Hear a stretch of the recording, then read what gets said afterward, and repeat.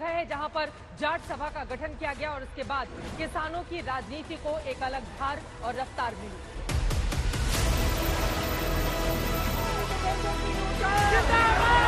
हरियाणा की सरकार भले ही चंडीगढ़ से चलती हो, लेकिन उसके दिल की धड़कन का एक सिरा जुड़ा हुआ है इसी रोहतक जिले के साथ। हुड्डा का ज्यादा जोर है। हुड्डा का ही ज्यादा जोर। हुड्डा का जी। कांग्रेस पार्टी जिंदाबाद। कांग्रेस हुड्डा हुड्डा हुड्डा। किलोई के किले से उन्हें बेदखल करना इतना आसान नहीं।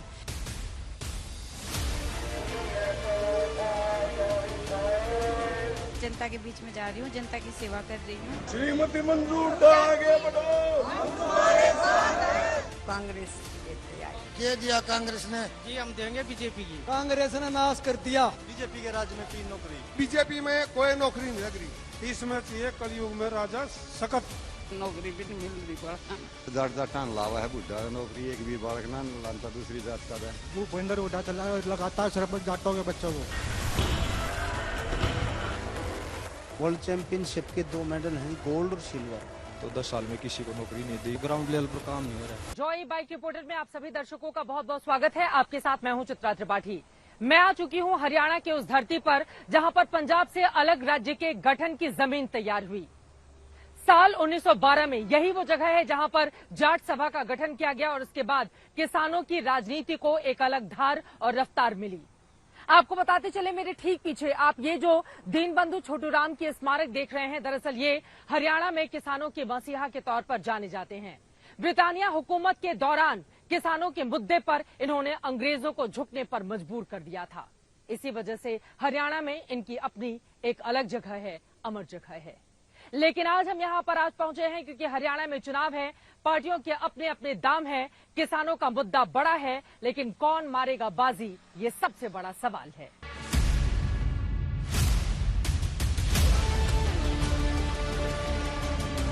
इन्हीं सवालों के जवाब की तलाश में हम अंग्रेजों के जमाने में नाइटहुड पा चुके सर छोटूराम के गांव गढ़ी सांपला की बस्तियों की ओर बढ़ चले।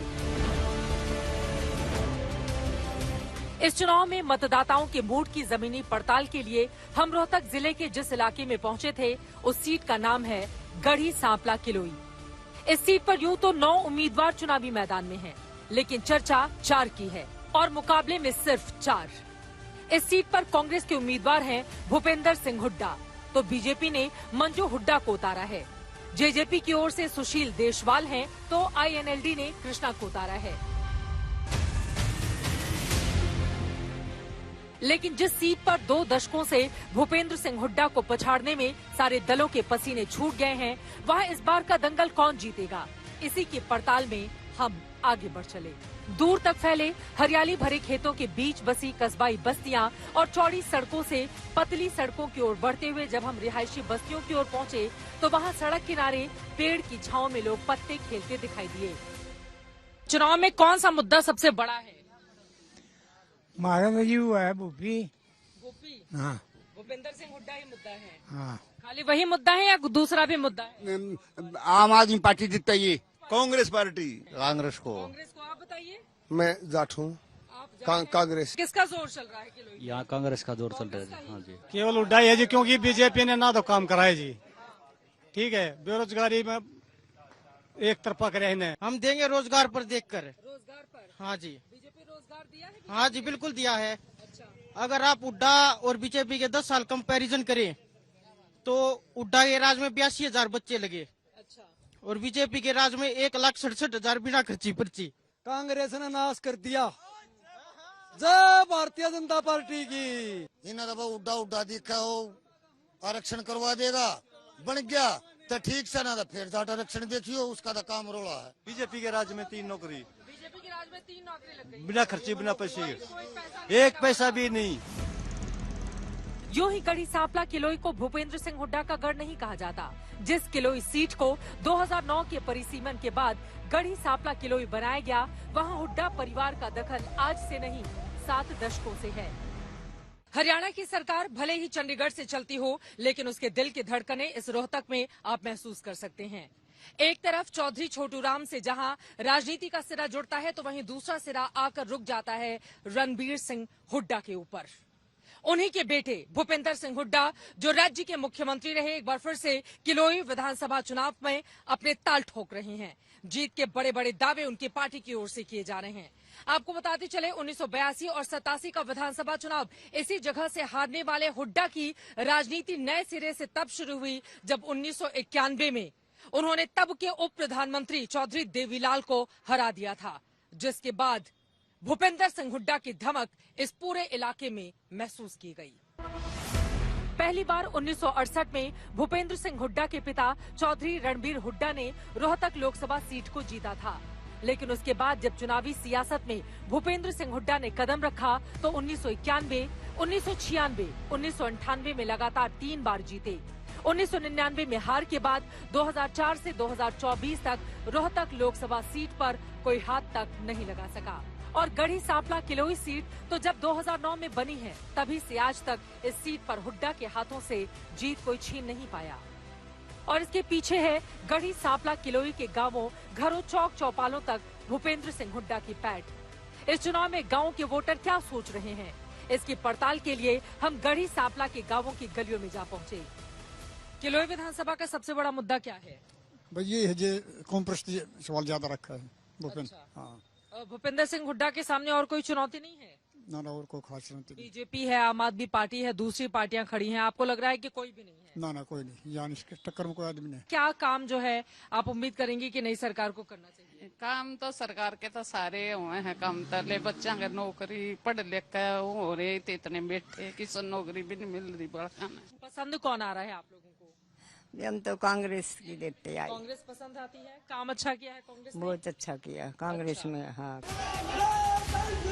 रोहतक जिले के गांव-गांव में पिछले कई वर्षों से वोटर कांग्रेस पार्टी और हुड्डा परिवार को वोट देते नजर आते हैं और अंदाजा लगाया जा सकता है कि हर गुजरते चुनाव के साथ हुड्डा मजबूत ही होते गए।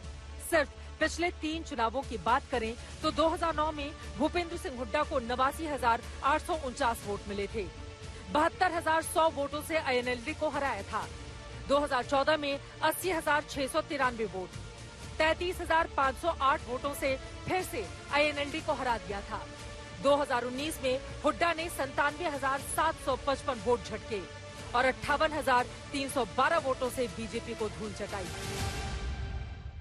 गढ़ी, सांपला और किलोई को मिलाकर बने इस विधानसभा क्षेत्र के अब तक के राजनीतिक इतिहास को देखें या फिर भूपेंद्र सिंह हुड्डा की जीत के बड़े बड़े मार्जिन को देखें तो इससे ये कहा जा सकता है कि किलोई के किले से उन्हें बेदखल करना इतना आसान नहीं।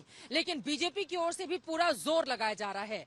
रोहतक जिला परिषद की चेयरपर्सन मंजू हुड्डा को चुनावी मैदान में उतारकर यहां पर कड़ी और बड़ी टक्कर देने की कोशिश बीजेपी की ओर से की गई है, लेकिन क्या इसमें उसको मिलेगी कामयाबी, ये बड़ा सवाल यहां पर बना हुआ है। चुनाव प्रचार के दौरान मंत्रोच्चार के साथ मोबाइल हवन कुंड में आहुतियां डालती हुई ये हैं बीजेपी के उम्मीदवार मंजू हुड्डा।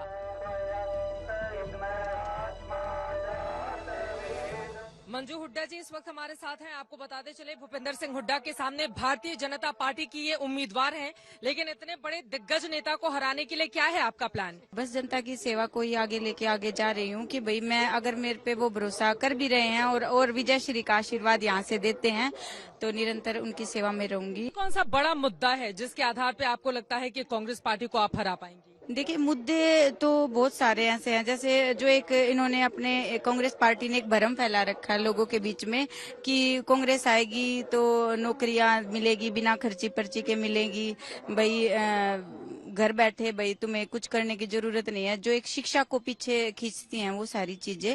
और महिलाओं में जैसे कह रखा है 6,000 रुपए पेंशन मिलेगी, तो बहुत सारे ऐसे जो झूठे भ्रम फैला रखे हैं, तो मैं उन लोगों के बीच में लेके जा रही हूँ। आपके पति लग रहा है कि ज्यादा चुनाव लड़ रहे हैं, आपकी छोटो से फोटो क्यों लगी हुई है? मेरे पति तो मेरे साथ भाई कदम से कदम हम दोनों हस्बैंड वाइफ काम करते हैं, लेकिन कभी भी वो मेरे को अपने पीछे नहीं रखते, हम दोनों बराबर में चलते हैं।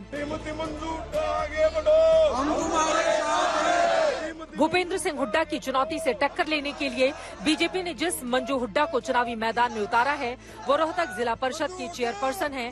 उनकी एक पहचान और भी है, वो है हिस्ट्री शीटर राजेश हुड्डा की पत्नी का।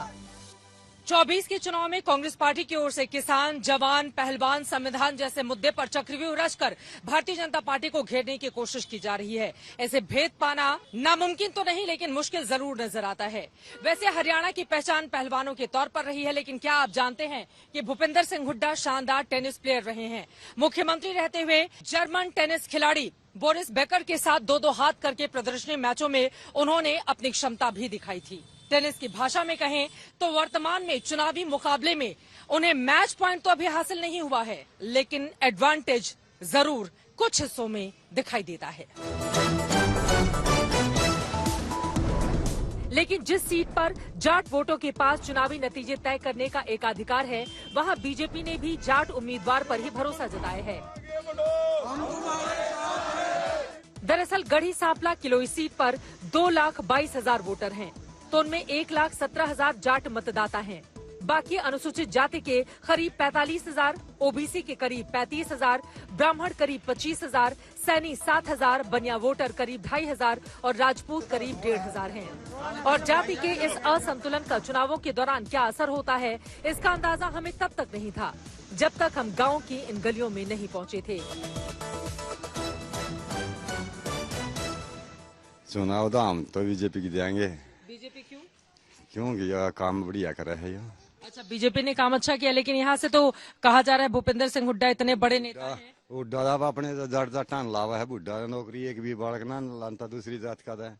हमारा भाई है ना, 3 बार नौकरी लाग लिया। अच्छा, एक बार तो पुलिस में लग गया था, पूरा काम नहीं बना, 2 बार बिजली वाले में लाग लिया। यहाँ पे हम तो बीजेपी के आदमी हैं।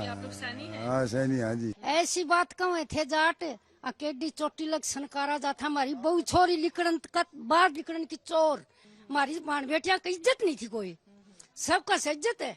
फिर ऐसी ऐसी बात हुई थी इसमें। सैनियों के इस मोहल्ले में लोग जाट आरक्षण के दौरान हुई हिंसा की घटना को याद करके कांप उठते हैं। इनका आरोप है कि आरक्षण में उपद्रव करने के लिए इनके मोहल्लों को निशाना बनाया गया था। यहाँ पर वो आरक्षण कराया था, पूरे मकान के मकान सब अपने घरों को छोड़कर भाग गए थे। क्योंकि आरक्षण के अंदर ये पूरे जाट आ गए थे सैनिकों को मारने के लिए। सर मती ना हमारी दुकान है, मेरा छोरा रहा था, बड़ा मकान पूरा सैनिया के सारे घर आग ला दी थी। ये महिला वोटर उस दौर में हुए अत्याचार की कहानी बता रही थी। उसी समय बगल में बैठे हुए बुजुर्ग की आंखें भरी हुई थीं। जब उन्होंने उस समय की कहानी बताई तो रूह कांप उठी।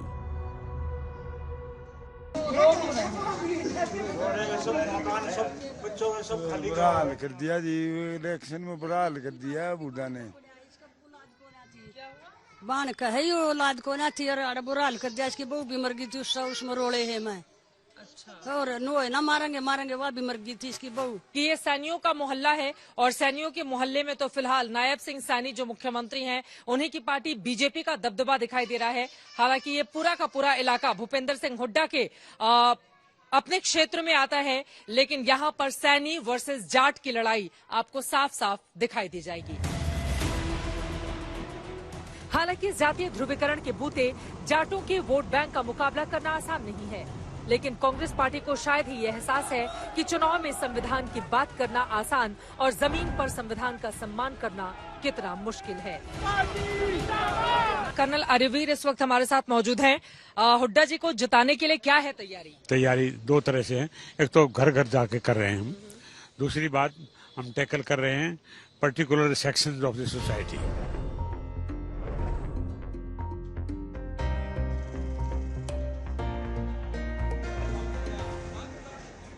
हरियाणा की चुनाव में नौजवान, किसान, पहलवान का मुद्दा भी इस बार बड़ा असरकारी है। अखाड़े के अंदर कुश्ती के दांवपेच और कसरत के बीच क्या चुनावी माहौल है, इसकी पड़ताल करने हम उस मेहर सिंह अखाड़े में जा पहुंचे, जहां से सबसे ज्यादा मेडल विनर इस देश को मिल रहे हैं। आप लोग क्या उम्मीद कर रहे हैं? अभी तो चुनाव चल रहे हैं, उसके बाद जो भी सरकार आए, चाहे कांग्रेस आए, चाहे बीजेपी अपने आप को रिपीट करे, हमारे देश में पहलवानों को और मेडल आए, उसके लिए क्या होना चाहिए? कोई भी सरकार आती हमें नौकरी दे बच्चों को और ख्याल रखे हर चीज का। अभी विनेश फोगाट चुनाव लड़ रही हैं, तो आप लोगों को लग रहा है कि ठीक है?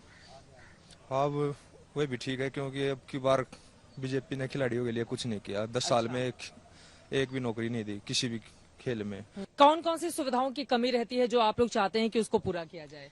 जी, सुविधाओं की तो बहुत ज्यादा कमी है। जैसे हमारे अखाड़े में जिम की कमी है, और जैसे और अखाड़े हैं उनमें कईयों में साई भी दे रखी है, जिम भी दे रखी है, मैट भी है, मतलब जो कुश्ती से रिलेटेड है वो बहुत चीज दी गई है। हमारे अखाड़े में आज तक किसी ने कुछ नहीं दिया। मेडलिस्ट है उनको सालाना तो दे रही सरकार, लेकिन जो ग्राउंड लेवल पर काम नहीं हो रहा। कुश्ती करना चाहते हैं? कहाँ से आ रहे हैं? रोहतक। रोहतक से आ रहे हैं। अपने अपने शूज लेके फिर यहाँ पे पहलवानी सीखेंगे। पढ़ाई भी चल रही है? हाँ। किसके जैसा बनना चाहते हैं? रोनाल्डो जैसा। अच्छा ठीक है, आप बताइए आप क्या बनना चाहते हैं? मैं हाँ रेसलर। पहलवानों का अपना मुद्दा है, मगर इस बार हरियाणा चुनाव में भूपेंद्र सिंह हुड्डा के गढ़ माने जाने वाली गढ़ी सांपला किलोई सीट पर किसानों और अग्निवीरों जैसे मुद्दे को छोड़कर उद्योग धंधे, स्कूल कॉलेज अस्पताल की कमी से लेकर सड़कों की बदहाली जैसे मुद्दे भी शामिल हैं, जिस पर मतदाता वोटिंग का फैसला कर सकते हैं। किसानों के मुद्दे पर इस देश में अलग अलग समय में राजनीति होती रही है, लेकिन इसको संयोग कहें या फिर कुछ और, मौजूदा वक्त में किसानों का मुद्दा जिस तरीके से हावी है उसने भारतीय जनता पार्टी के लिए चुनौती खड़ी कर दी है, और इसका पूरा फायदा उठाने की फिराक में भूपेंद्र सिंह हुड्डा लगे हुए हैं। क्योंकि 20 साल पहले किसानों के मुद्दे पर ही भूपेंद्र सिंह हुड्डा ने देवीलाल के परिवार को सत्ता से उखाड़ फेंका था और फिर 10 सालों तक यहां पर अपना राज कायम किया था। लेकिन मौजूदा परिस्थिति में किसान क्या कांग्रेस पार्टी के खेमे में जाएंगे या फिर भारतीय जनता पार्टी के ऊपर करेंगे एक बार फिर से भरोसा, ये देखना महत्वपूर्ण रहेगा। लेकिन फिलहाल किलोई का मतदाता किसका बनेगा भाग्य विधाता, जनता की जुबानी यहाँ की स्थिति और यहाँ की पूरी कहानी आपने सुन ली। अभी के लिए हमें दीजिए इजाजत। कैमरामैन पवन कुमार और संजय कुमार के साथ चित्रा त्रिपाठी, किलोई, रोहतक आज तक।